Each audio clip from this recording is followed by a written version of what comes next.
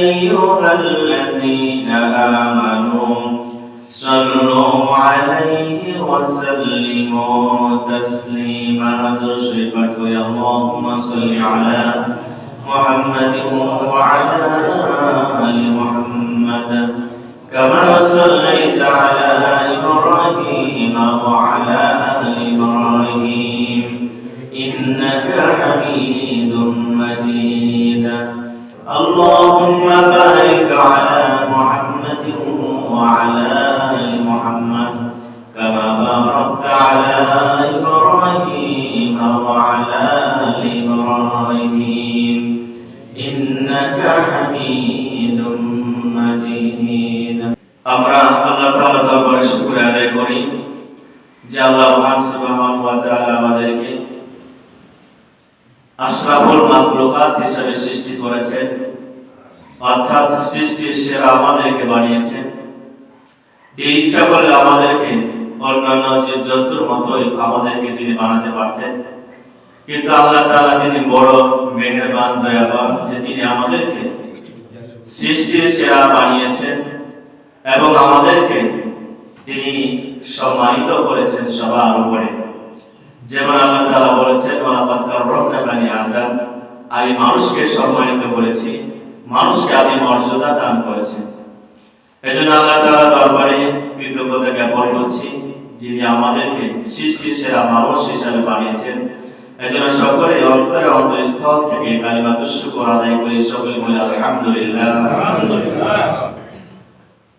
সম্মানিত মুসল্লিবৃন্দ, আল্লাহ রাব্বুল আলামিন তিনি এই মানুষদেরকে লক্ষ্য করে সূরা নিসার মধ্যে তিনি বলেন ইয়া আইয়ুহান নাসু তাকু রাব্বাকুমুল্লাযী খালাকাকুম মিন নাফসিন ওয়াহিদা ওয়া খালাকা মিনহা যাওজাহা। মানুষদেরকে লক্ষ্য করে আল্লাহ তাআলা বলেন, হে মানুষেরা তোমরা শোনো, ইত্তাকু রাব্বাকুম, তোমরা তোমাদের সেই রবকে তোমরা ভয় করো যিনি তোমাদেরকে একটি মানুষ হতে তোমাদেরকে সৃষ্টি করেছেন।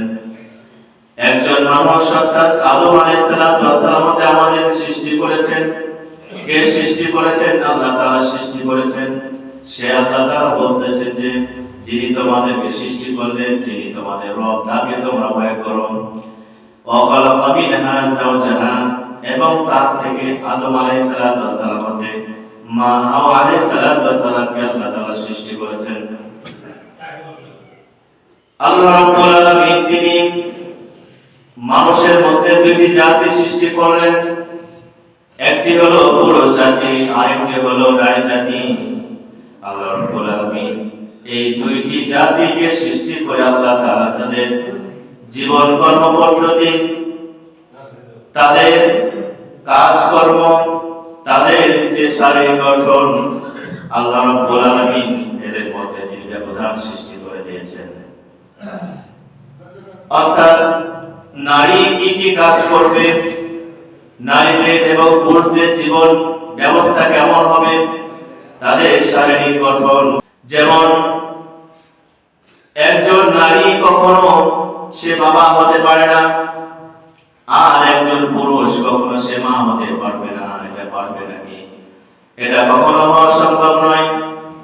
আল্লাহ তাআলা তাদের শারীরিক গঠনের দিক থেকে তিনি ব্যবধান সৃষ্টি করেছেন। ঠিক তেমনি ভাবে একজন পুরুষের সক্ষমতা রয়েছে, যে শক্তি রয়েছে, একজন নারীর সেরকম শক্তি তার নেই। এখানেও নারী পুরুষের মধ্যে ব্যবধান আল্লাহ তাআলা করে দিয়েছেন।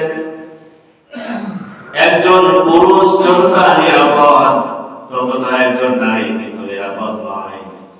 একজন পুরুষ মানুষ একা একা রাতের অন্ধকারে সে হেঁটে বেড়াতে পারে, কিন্তু একজন নারী কি রাতের অন্ধকারে হেঁটে বেড়াতে পারবে নাকি? সে হেঁটে বেড়াতে পারবে না। সুতরাং নারীর চেয়ে একজন পুরুষের নিরাপত্তা বেশি। এমনি ভাবে পারিবারিক ক্ষেত্রেও একজন নারীর দায়িত্বটা কি আল্লাহ তাআলা তিনি সেটাও বলে দিয়েছেন।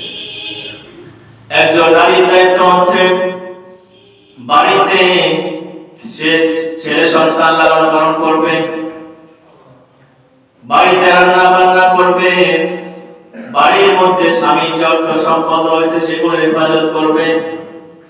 আর একজনের পুরুষের দায়িত্ব হচ্ছে যে স্ত্রী ছেলে সন্তানের জন্য একটা ভালো ঘর তৈরি করা, তাদের জন্য আহারের ব্যবস্থা করা, তাদের জন্য পোশাকের ব্যবস্থা করা, এটি একটি পুরুষের দায়িত্ব। তাহলে পুরুষ এবং নারী উভয়ে পারিবারিকভাবে আল্লাহ তাআলা দায়িত্ব বলে দিয়েছেন। এরপরে সামাজিকভাবে নারী এবং পুরুষের দায়িত্ব আল্লাহ তাআলা সেখানেও বলে দিয়েছেন যে একজন পুরুষ সে সামাজিক কাজ করে বাইরে গিয়ে পুরুষের সাথে মিলেমিশে তারা কাজ করবে, আর একজন নারী যদি সমাজের কাজ করতে চায় তাহলে তাকে বাড়ির মধ্যে মহিলাদের সামনে তাকে কাজ করতে হবে, অথবা এমন কোন জায়গায় যেখানে পুরুষেরা থাকে না এমন জায়গায় নারীদেরকে কাজ করতে হবে। কিন্তু আল্লাহ তাআলা নারী এবং পুরুষ সবাইকে মিলেমিশে একসাথে কাজ করার সুযোগ আল্লাহ তাআলা দেন নাই। নারীরা বাইরে যাবে, পর্দা করবে, শরীর পর্দা পরিধান করবে, করে নারীরা বাইরে যাবে, তাদের মুখ ঢাকা লাগবে, হাত ঢাকা লাগবে, পাও ঢাকা লাগবে। কিন্তু একজন পুরুষ মানুষ যখন বাড়ি থেকে বের হবে তাকে বোরকা পরা লাগবে না, তার মুখমণ্ডল ঢাকা লাগবে না, তার হাত পাও ঢাকা লাগবে না। তাহলে এখানে নারী এবং পুরুষের মধ্যে আল্লাহ তাআলা ব্যবধান তিনি সৃষ্টি করে দিয়েছেন। ঠিক তেমনি ভাবে আল্লাহ রাব্বুল আলামিন তিনি ইবাদতের মধ্যেও নারী এবং পুরুষের মধ্যে ব্যবধান তিনি তৈরি করেছেন। যেমন একজন পুরুষের উপরে যদি তার হজ ফরজ হয়, হজের সফরের জন্য তার টাকা পয়সা রয়েছে, অর্থ সম্পদ রয়েছে, সে ইচ্ছা করলে সে যেতে পারবে, তার কোনো বাধা নেই। কিন্তু একজন নারীর জন্য তার টাকা পয়সা আছে, সে যেতে পারবে, পথ খরচ তার রয়েছে, কিন্তু তার সাথে যদি তার মাহরাম কেউ না থাকে তাহলে তো তার উপর হজ ফরজ নয়, হজ ফরজ হবে না। সুতরাং একজন নারী তার টাকা পয়সা সফরের টাকা থাকা সত্ত্বেও সে হজে যেতে পারবে না, কিন্তু একজন পুরুষ তার উপর হজ ফরজ হয়ে টাকা পয়সা থাকলে সে যেতে পারে। এখানে নারী এবং পুরুষের মধ্যে ইবাদতের মধ্যে ব্যবধান রয়েছে। ইহরাম অবস্থায় পুরুষের জন্য মাথা খুলে রাখা, মাথা ঢেকে রাখা এটা নিষেধ, মাথা তাদের খুলে রাখতে হয়। কিন্তু একজন নারীর জন্য ইহরাম অবস্থায় মাথা খোলা যাবে না, মাথা ঢেকে রাখা এটা হচ্ছে ফরজ। সুতরাং এখানেও নারী এবং পুরুষের মধ্যে ইবাদতের ক্ষেত্রে পার্থক্য ব্যবধান রয়েছে। ইহরাম খোলার সময় পুরুষের মাথা মুন্ডাতে হয়, কিন্তু নারীদের তেমনটা করতে হয় না। হজ পালন করার সময় পুরুষেরা উচ্চ আওয়াজে তালবিয়া পাঠ করতে হয় তাদেরকে, কিন্তু একজন নারী উচ্চ আওয়াজে তালবিয়া পাঠ করতে হয় না, তাদেরকে আস্তে আস্তে তালবিয়া পাঠ করতে হয়। এরপরে একজন পুরুষ সে ইমাম হতে পারবে, সে খতিব হতে পারবে, কিন্তু একজন নারী কখনো ইমাম হতে পারবে কি, খতিব হতে পারবে কি, এটা কখনো হতে পারবে না। তাহলে একজন নারী ইমাম হতে পারে না, মসজিদের খতিব হতে পারে না। একজন পুরুষের মুয়াজ্জিন হতে পারবে, কিন্তু একজন নারী কখনো মুয়াজ্জিন হতে পারবে নাকি, একজন নারী কখনো সে মুয়াজ্জিন হতে পারবে না। এখানেও তাদের ব্যবধান রয়েছে। তাদের নারীদের এবং পুরুষের মধ্যে আরো ব্যবধান হচ্ছে। নারীদের মাসের মধ্যে নির্দিষ্ট একটা দিন তাদের নামাজ মাপ থাকে, তাদের নামাজ পড়তে হয় না, কাজা করতে হয় না। এবং সন্তান যখন প্রসব করে তাদেরও সে সময় একটা লম্বা সময় তাদেরকে নামাজ পড়তে হয় না। কিন্তু পুরুষের বালেগ হওয়ার পর থেকে নিয়ে মৃত্যু পর্যন্ত তাদের কোনো সময় নামাজ বাদ আছে নাকি? তাদের কোনো সময় নামাজ বাদ থাকে না। তাদেরকে বালেগ হওয়ার পর থেকে নিয়ে মৃত্যু পর্যন্ত তাদেরকে নামাজ পড়তে হয়। আল্লাহ রাব্বুল আলামিন তিনি নারী এবং পুরুষের মধ্যে ইবাদতের ক্ষেত্রে ব্যবধান তিনি তৈরি করেছেন। কিন্তু আজ পৃথিবীতে অশ্লীলতা বেহায়াপনা ছড়িয়ে পড়েছে। ইসলামের শত্রুরা বিভিন্ন কৌশলে মুসলমানদের ঈমান আকীদা কৃষ্টি কালচারকে নস্যাৎ করে দেওয়ার জন্য বিভিন্নভাবে তারা ষড়যন্ত্রে তারা লিপ্ত। তাদের অন্যতম একটি ষড়যন্ত্র হচ্ছে মুসলিম সরল সহজ নারীদেরকে তাদেরকে ঘর থেকে বের করা, বিভিন্ন যুক্তি দেখিয়ে বিভিন্ন কথা বলে তাদেরকে নামাজের জন্য, মসজিদে জুমার জন্য, ঈদগাহ নামাজ পড়ার জন্য তাদেরকে বাড়ি থেকে বের করা। অথচ তাদের জন্য, নারীদের জন্য সবচেয়ে উত্তম জায়গা হচ্ছে, নিরাপদ জায়গা হচ্ছে তাদের ঘর, তাদের বাড়ি। কিন্তু তারা কি করে? তাদেরকে, সেই নারীদেরকে নিরাপদ জায়গা থেকে বের করে বাইরে নিয়ে তারা আসে। নারীরাও প্রতারিত হয়, তাদের কথা শুনে তারা বাইরে বের হয়ে আসে। অথচ রাসূলুল্লাহ সাল্লাল্লাহু আলাইহি সাল্লাম তিনি স্পষ্টভাবে বলে দিলেন যে নারীদের উপরে কোনো জুমার নামাজ নেই, কোনো ঈদের নামাজ নেই। যেমন হাদিসের মধ্যে এসেছে, আল জুমাতু হাক্কুন ওয়াজিবুন আলা কুল্লি মুসলিমিন ফিল জামাআতি ফি জামাআতি ইল্লা আলা আরবাতি আবদিন মামলুকিন আও রাতিন আও সাবিয়িন আও মালিদিন। রাসূলুল্লাহ সাল্লাল্লাহু আলাইহি সাল্লাম বলেন, প্রত্যেক মুসলিমের উপর জামাতের সহিত জুমার নামাজ যথাযথভাবে ফরজ করা হয়েছে। অর্থাৎ পুরুষেরা তারা জুমার নামাজ জামাতের সহিত আদায় করবে, এটা তাদের ফরজ। রাসূলুল্লাহ সাল্লাল্লাহু আলাইহি সাল্লাম বললেন, ইল্লা আলা আরবাতিন, কিন্তু চার শ্রেণীর মানুষ ব্যতীত। তার মধ্যে এক নম্বর হচ্ছে আবদিন মামলুকিন, যারা বিধবাস, তাদের উপর জুমার নামাজ ওয়াজিব নয়। আওইমরাতিন, যারা নারী, যারা মহিলা, তাদের জন্য জুমার নামাজ ওয়াজিব নয়, তাদের জন্য জুমার নামাজ নেই। আসবিয়িন, যারা অপ্রাপ্তবয়স্ক, তাদের জন্য জুমার নামাজ নেই। মারিদিন, যারা অসুস্থ, তাদের জন্য জুমার নামাজ ওয়াজিব নয়। তাহলে এই হাদিস শরীফের মধ্যে আমরা স্পষ্ট পেলাম যে রাসূলুল্লাহ সাল্লাল্লাহু আলাইহি সাল্লাম নারীদের জন্য জুমার নামাজ তিনি ওয়াজিব করেন নাই, নারীদের জন্য জুমার নামাজ নেই। ঠিক তেমনি ভাবে যে ঈদের নামাজ, জুমার নামাজ তো এটা ফরজ, ফরজাইন ফরজ নামাজ এটা, আর জুমা আর ঈদের নামাজ সেটা হচ্ছে সুন্নাত আর নিকটে ওয়াজিব।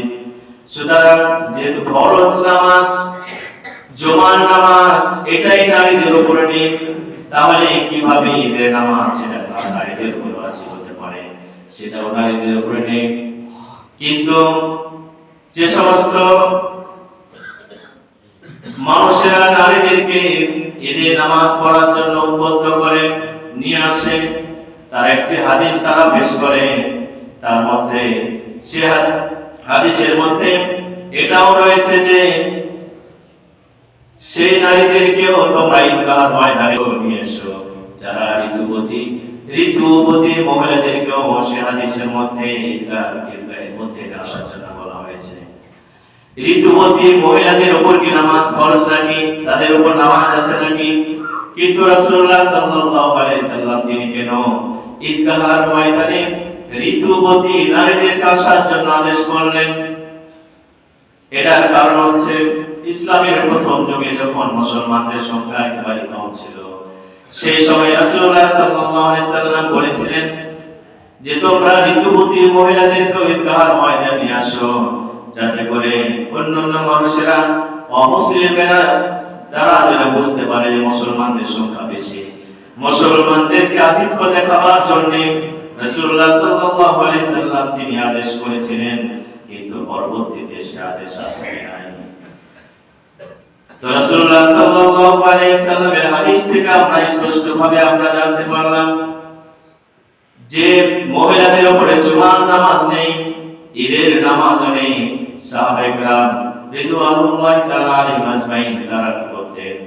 মহিলাদেরকে নামাজে, ঈদের নামাজে তারা আসতে দিতেন না, নিষেধ করতেন। এমন হাদিস রয়েছে। তাহলে আমরা জানতে পারলাম যে ঈদের নামাজ এবং জুমার নামাজ মহিলাদের উপরে ওয়াজিব নয়। এখন পাঁচ ওয়াক্ত নামাজ, এই পাঁচ ওয়াক্তের নামাজ মহিলাদের উপর ওয়াজিব নাকি ওয়াজিব নয়? জামাতে এসে পড়া এটা সুন্নাত। মসজিদে এসে জামাতের সহিত নামাজ পড়া নারীদের জন্য সুন্নাত নাকি পুরুষদের জন্য সুন্নাত? এই বিষয়টা আমাদেরকে জানতে হলে কয়েকটি হাদিস আমাদেরকে শুনতে হবে। রাসূলুল্লাহ সাল্লাল্লাহু আলাইহি সাল্লামের একটি হাদিস রয়েছে, হযরত আবু হুরায়রা রাদিয়াল্লাহু তাআলা হতে হাদিসটি বর্ণনা করা হয়েছে। ওয়ান আবি হুরায়রা রাদিয়াল্লাহু তাআলা আনহু قال লাউলা মা ফিল বুয়ুতি মিনান নিসাই ওয়া যুররিয়াতি আকামতু সালাতাল ইশাই ওয়া আমারতু ফিতিয়ানি ইউহাররিকুনা মা ফিল বুয়ুতি বিন নার।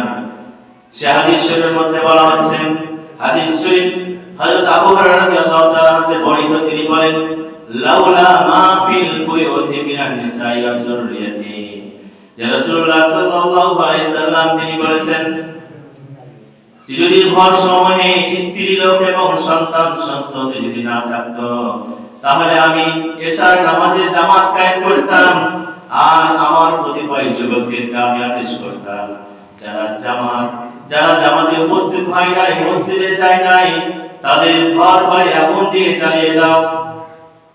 তাহলে রাসূলুল্লাহ সাল্লাল্লাহু আলাইহি সাল্লাম কি কারণে তাদের ঘর বাড়ি জ্বালাতে বললেন?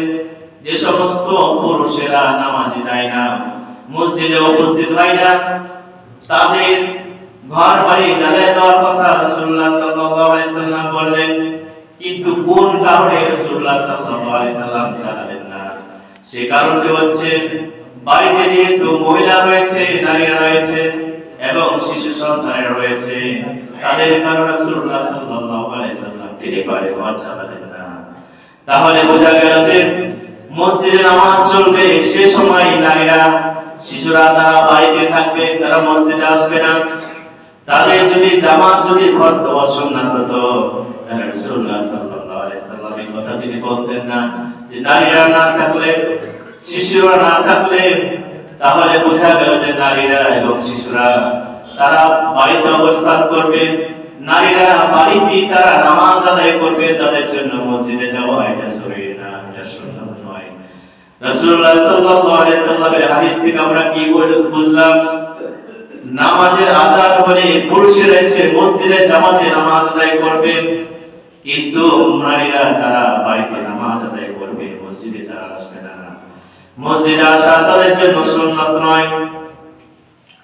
আল্লাহ রাব্বুল আলামিন তিনি নারীদেরকে বাড়িতে অবস্থান করার ব্যাপারে তিনি কি বলতেছেন? অকরনা ফি বুয়ুতিকুন্না ওয়ালা তাবাররাজনা তাবাররুজাল জাহিলিয়াতিল উলা, হে নারীরা তোমরা গৃহে অবস্থান করো, জাহিলি যুগের নারীদের মতো তোমরা বাইরে ঘোরাফেরা করো না, তোমাদের সৌন্দর্য তোমরা প্রকাশ করে বেড়ায়ো না।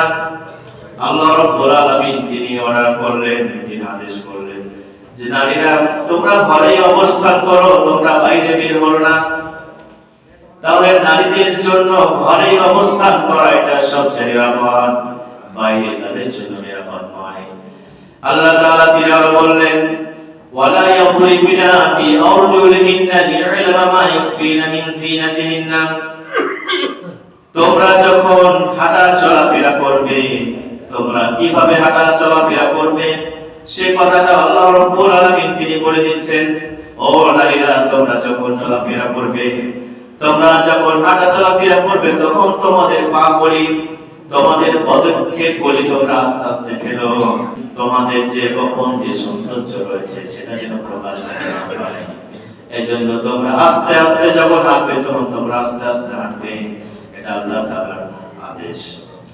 তাহলে নারীরা যখন হাঁটবে তখন আস্তে আস্তে পা ফেলে হাঁটবে, তারা জোরে জোরে পা ফেলে হাঁটবে না। জোরে জোরে পা ফেলে হাঁটলে, তাড়াহুড়ো করে হাঁটলে তাদের গোপন যে সৌন্দর্য রয়েছে সেগুলো প্রকাশ হয়ে যাবে। এজন্য আল্লাহ তাআলা বললেন যে নারীরা কিভাবে হাঁটবে সে কথা আল্লাহ তাআলা বলে দিচ্ছেন। তাহলে ধরুন নারীরা বাইরে বের হবে প্রয়োজনের খাতিরে, বিনা প্রয়োজনে তারা বের হবে না। যখন নারীরা হাঁটবে তখন তারা আস্তে আস্তে হাঁটবে, জাহিলি নারীদের মতো তাদের জোরে হাঁটার কারণে সৌন্দর্য যেন প্রকাশ না পেয়ে যায়। গোপন যে সৌন্দর্য রয়েছে সেগুলো যেন পরপুরুষের সামনে যেন প্রকাশ না পায়।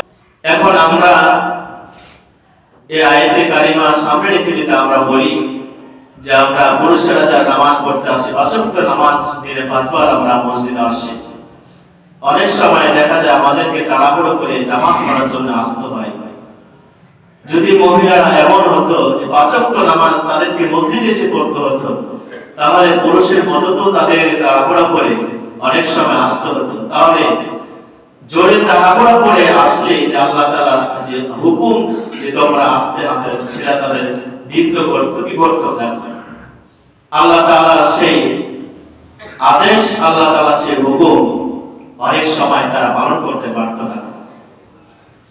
যেমন পুরুষের জন্য চলাফেরা হাঁটা তাদের কেমন হবে, নারীদের জন্য তার চলাফেরা কেমন হবে, তাদের পদক্ষেপগুলি পাগুলি কিভাবে ফেলবে, এটা আল্লাহ তাআলা তিনি বলে দিয়েছেন। পুরুষ যেমন একজন পরনারীর দিকে তাকানো তাদের জন্য নিষেধ করা হয়েছে, একজন সুন্দরী যুবতী নারীর দিকে একজন পুরুষ কি তাকিয়ে থাকতে পারবে? তার চেহারার দিকে তাকিয়ে থাকা যেভাবে নিষেধ, কারণ তার চেহারার দিকে তাকিয়ে থাকলে মনের মধ্যে কত ধরনের খারাপ কল্পনা জল্পনা আসতে পারে, এজন্য তাকানো নিষেধ করা হয়েছে, আল্লাহ তাআলা নিষেধ করে দিয়েছেন। ঠিক তেমনি ভাবে একজন নারীর জন্য পরপুরুষের দিকে তাকানো ঠিক তেমনি ভাবে আল্লাহ তাআলা নিষেধ করে দিয়েছেন।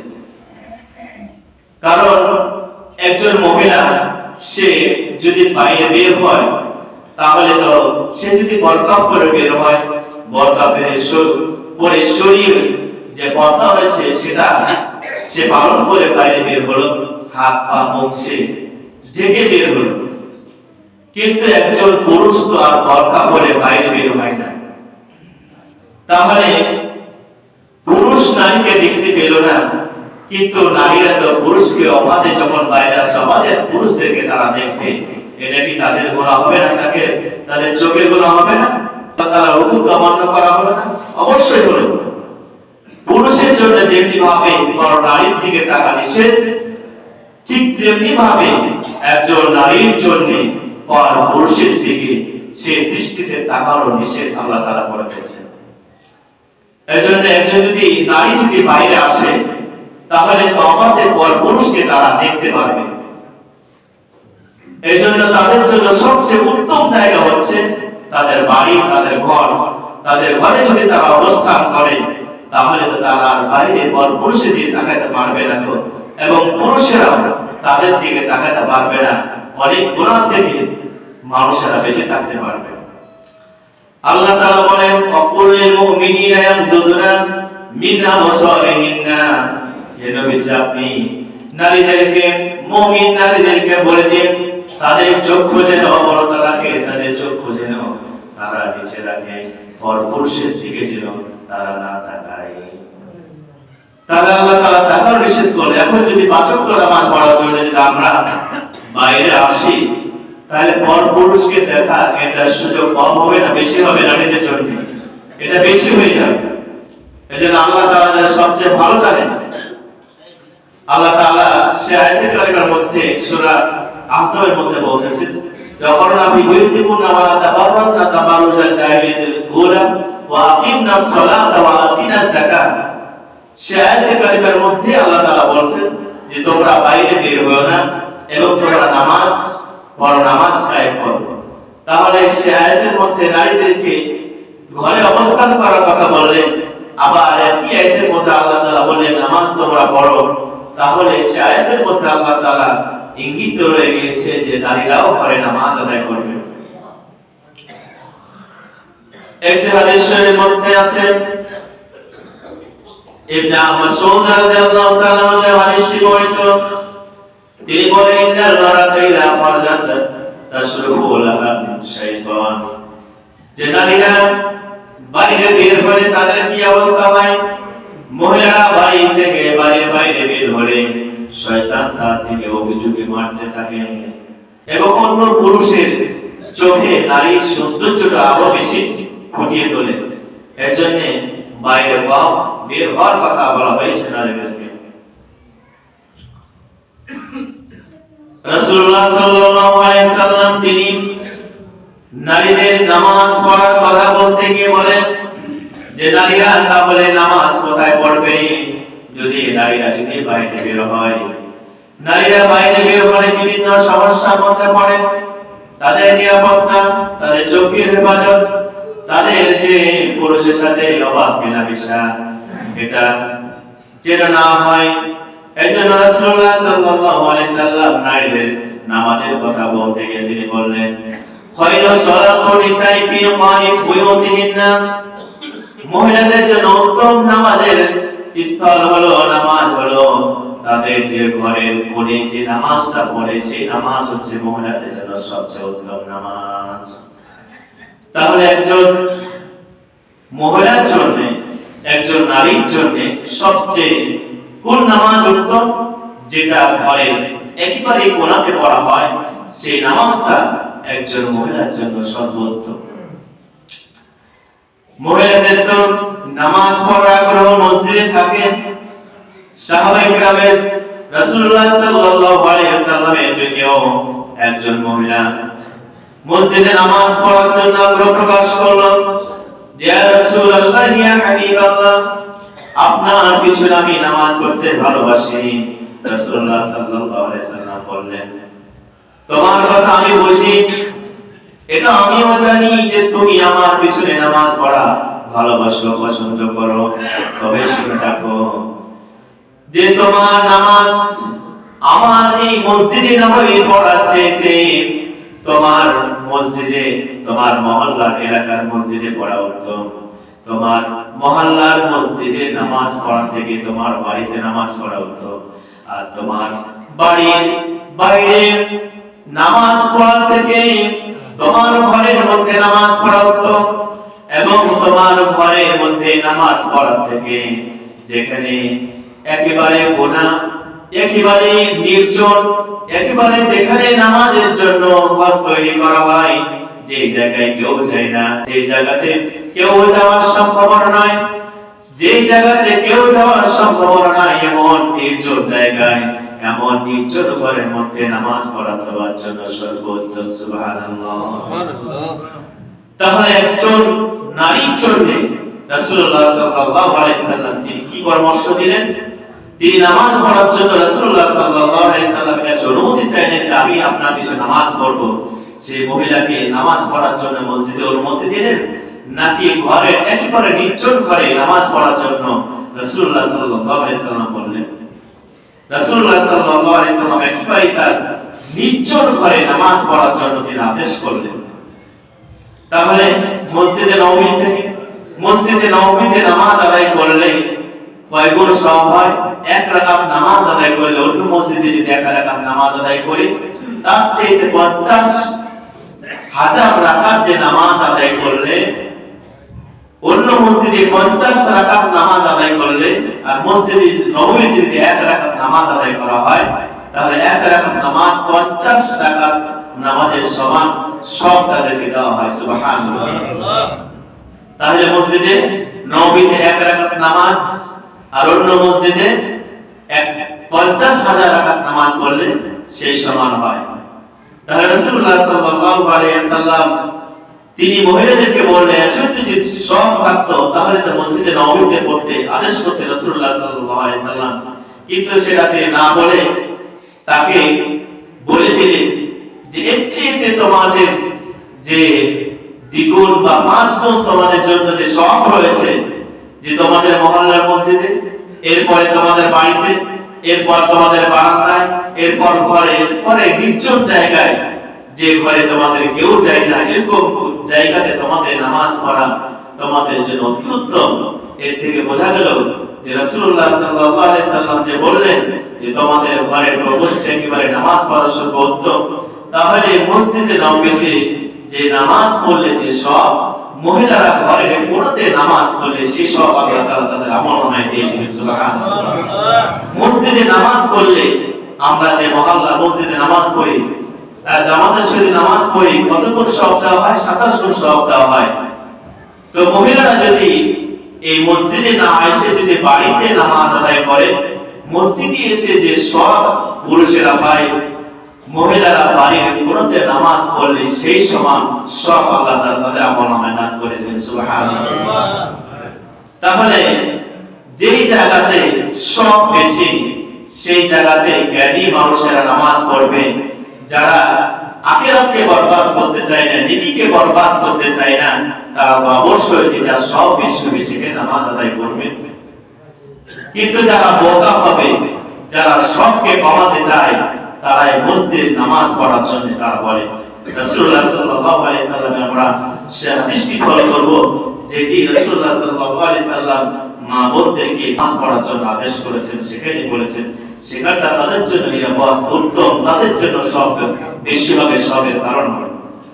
কিন্তু আমাদের সামনে, আমাদের কাছে যে হাদিসটির কথা বলে আমাদের মা বোনদেরকে মানে দোদুল্যতার মধ্যে ফেলে দেয়, তাদেরকে বাড়ি থেকে, ঘর থেকে বের করে নিয়ে আসার সুযোগ পায়, সেটা হচ্ছে একটি হাদিসের মধ্যে রয়েছে, আবু দাউদ হাদিসের মধ্যে রয়েছে, লা তামনাউ নিসাকুমুল মসজিদা, যে তোমরা মসজিদে মহিলাদেরকে উপস্থিত হওয়ার জন্য তোমরা নিষেধ করো না। এই কথাটুকু বলে তারা সুযোগ পেয়ে মসজিদে আসার জন্য মহিলাদেরকে উদ্বুদ্ধ করে। কিন্তু রাসূলুল্লাহ সাল্লাল্লাহু আলাইহি সাল্লাম তিনি সেই হাদিসের মধ্যে পরে অংশে তিনি বলেছেন, ওয়াবুয়ুতাহুন্না খায়রুল লাহুন্না, দেখো মহিলাদের জন্য সবচেয়ে উত্তম জায়গা হচ্ছে তাদের ঘর, তাদের বাড়ি। সুবহানাল্লাহ। তাহলে এতটুকু কথা বলে যে মসজিদে আসতে তোমরা নিষেধ করো না, অথচ রাসূলুল্লাহ সাল্লাল্লাহু আলাইহি সাল্লাম তারপরেই কথাটা বললেন যে খায়রুল লাহুন্না বুয়ুতাহুন্না, যে তাদের ঘরে হচ্ছে সর্বোত্তম শ্রেষ্ঠ জায়গা। রাসূলুল্লাহ সাল্লাল্লাহু আলাইহি সাল্লাম কি কারণে এই কথাটা বলেছিলেন, এর অনেক ব্যাখ্যা রয়েছে। তার মধ্যে একটি হচ্ছে রাসূলুল্লাহ সাল্লাল্লাহু আলাইহি সাল্লাম তিনি তো মসজিদে মহিলাদেরকে আসাতে পছন্দ করতেন না। এরপরে প্রয়োজনের খাতিরে রাসূলুল্লাহ সাল্লাল্লাহু আলাইহি সাল্লাম তিনি বলেছেন যে মহিলাদেরকে আসতে নিষেধ করো না, আসতে চাইলে তাদেরকে অনুমতি দিও। তাহলে যে জায়গাতে অহরহ যাওয়া হয়, সাধারণভাবে যাওয়া হয়, সেখানে অনুমতি লাগে নাকি বিশেষ কারণে কোথায় যদি যেতে হয় সেক্ষেত্রে অনুমতি লাগে? তাহলে বিশেষ প্রয়োজনে, বিশেষ কাজের জন্য যেতে হলে অনুমতি লাগে। তাহলে বোঝা গেল যে বিশেষ কারণে নারীরা যদি মসজিদে নববীতে রাসূলুল্লাহ সাল্লাল্লাহু আলাইহি সাল্লামের কাছে যেতে চায় তাহলে বাধা দিও না। আর সেই বিশেষ কারণটা ছিল যেহেতু রাসূলুল্লাহ সাল্লাল্লাহু আলাইহি সাল্লাম সবারই নবী, রাসূলুল্লাহ সাল্লাল্লাহু আলাইহি সাল্লামের ওহী আসতো, রাসূলুল্লাহ সাল্লাল্লাহু আলাইহি সাল্লামের কাছ থেকে নারীরা যে ওহীর বাণী শিখতে পারে, দিন শিখতে পারে, এই কারণে রাসূলুল্লাহ সাল্লাল্লাহু আলাইহি সাল্লাম বলেছিলেন যে কোনো মহিলা যদি নারী আসতে চায় দিন শেখার জন্য, কিছু শেখার জন্য, তাহলে তাদেরকে আসতে বাধা দিও না। আর নারীরা তো যদি রাসূলুল্লাহ সাল্লাল্লাহু আলাইহি সাল্লামের না দেখতো তাকে, তাহলে তারা সাহাবী হতে পারত না, সাহাবী হওয়ার মর্যাদা অর্জন করতে পারত না। সাহাবী হওয়ার জন্য শর্ত কি? রাসূলুল্লাহ সাল্লাল্লাহু আলাইহি সাল্লামকে দেখা, তারপরে ঈমান আনা এবং সেই ঈমানের হালতে তার মৃত্যুবরণ হওয়া, এটা হচ্ছে সাহাবী হওয়ার জন্য শর্ত। তো তারা যদি না দেখতো রাসূলুল্লাহ সাল্লাল্লাহু আলাইহি সাল্লামকে, তাহলে সাহাবী হতে তারা পারত না। এই সমস্ত কারণে তারা রাসূলুল্লাহ সাল্লাল্লাহু আলাইহি সাল্লাম বলেছিলেন যে আসতে নিষেধ করো না। যেহেতু রাসূলুল্লাহ সাল্লাল্লাহু আলাইহি সাল্লাম আর দুনিয়াতে নেই, সুতরাং সে আদেশ রহিত হয়ে গিয়েছে, সে আদেশ বন্ধ হয়ে গিয়েছে। রাসূলুল্লাহ সাল্লাল্লাহু আলাইহি সাল্লাম তিনি সব সময় নারীদেরকে, আল্লাহ তাআলা নারীদেরকে ঘরে অবস্থান করার কথা বলা হয়েছে। আল্লাহ রাব্বুল আলামিন আমাকে আমাদের সকলকে ইসলামের সঠিক সহি বুঝদান করেন। আল্লাহুম্মা আমিন।